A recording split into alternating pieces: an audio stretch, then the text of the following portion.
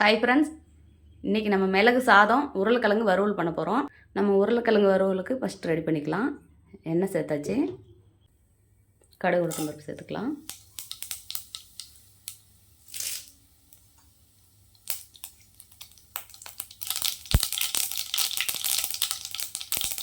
கருவேப்பிலை, பூண்டு சேர்த்துக்கலாம். வெறும் பூண்டு மட்டும் தான் சேர்த்துருக்கேன், இஞ்சி நான் சேர்க்கல.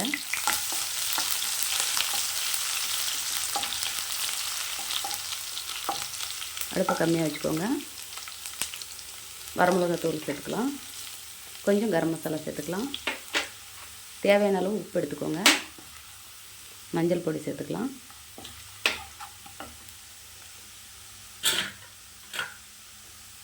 நான் பாருங்கள், இந்த மாதிரி நீல வாக்கில் கட் பண்ணி வச்சுருக்கேன். 2 உருளைக்கிழங்கு சேர்த்துக்கலாம்.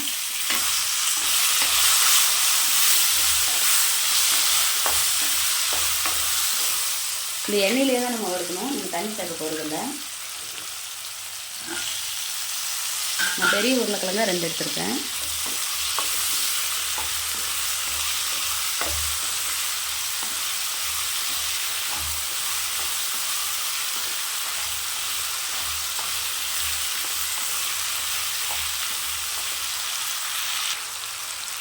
நான் தண்ணியில் சேர்க்கல, அப்படியே மூடி வச்சிடலாம். ஒரு 5 நிமிஷம் கழித்து பார்க்கலாம். ஓப்பன் பண்ணி பார்க்கலாம். பாருங்கள், நல்லா இந்த எண்ணெயிலே நல்லா வெந்து வந்திருக்கு. பார்த்தீங்களா, உருளைக்கிழங்கு வறுவல் ரெடி ஆயிடுச்சு. இப்போ நம்ம மிளகு சாதத்துக்கு ரெடி பண்ணிக்கலாம். இதை நம்ம ஒரு பிளேட்டில் மாற்றிக்கலாம். கடாயை வச்சாச்சு, எண்ணெய் சேர்த்துக்கலாம்.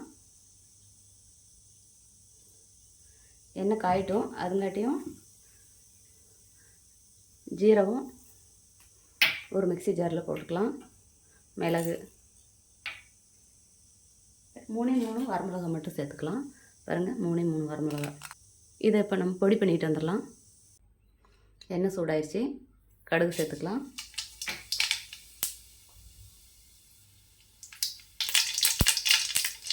உளுத்தம்பருப்பு,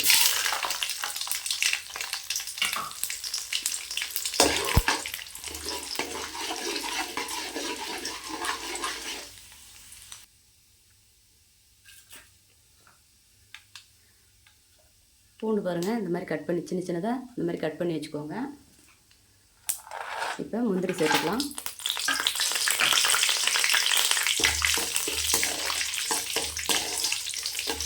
கருவேப்பிலை தழை சேர்த்துக்கலாம்.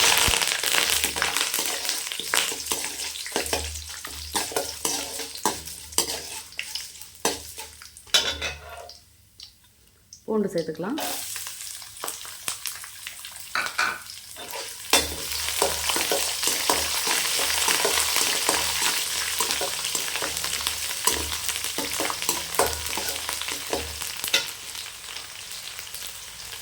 பாருங்கள், பச்சை மிளகா இந்த மாதிரி கீரி வச்சுருக்கேன்.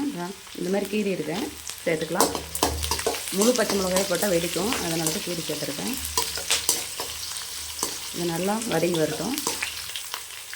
இப்போ நம்ம பொடி பண்ணி வச்சுருக்கிற அடுப்பு கம்மியாக வச்சுக்கோங்க. ஜீரக மிளகு சேர்த்துக்கலாம். தேவையான அளவு உப்பு சேர்த்துக்கலாம். பாருங்கள், இந்த மாதிரி சாதம் வடித்து எடுத்து வச்சுருக்கேன். பாருங்கள், ஒன்றோட ஒன்று ஒட்டாத பாஸ்மதி ரைஸு சேர்த்துக்கலாம். அடுப்பு ஆஃப் பண்ணிடுங்க.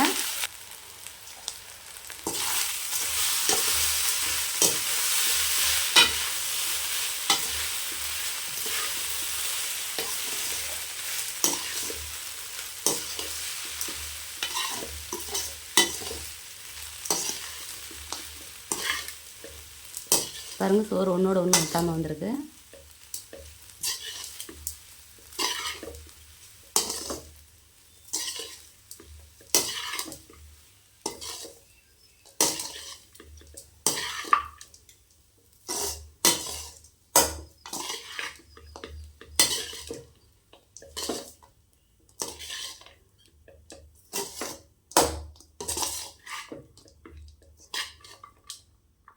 பாருங்கள், மிளகு சாதம் ரெடி ஆயிடுச்சு. பாருங்கள், மிளகு சாதம் ரெடி ஆயிடுச்சு. மிளகு சாதம் உருளைக்கிழங்கு வறுவல் ரெடி ஆயிடுச்சு. இதே மாதிரி நீங்களும் உங்கள் வீட்டில் செஞ்சு பார்த்துட்டு எப்படி இருக்குன்னு எனக்கு ஒரு கமெண்ட் பண்ணுங்கள், லைக் பண்ணுங்கள், ஷேர் பண்ணுங்கள்.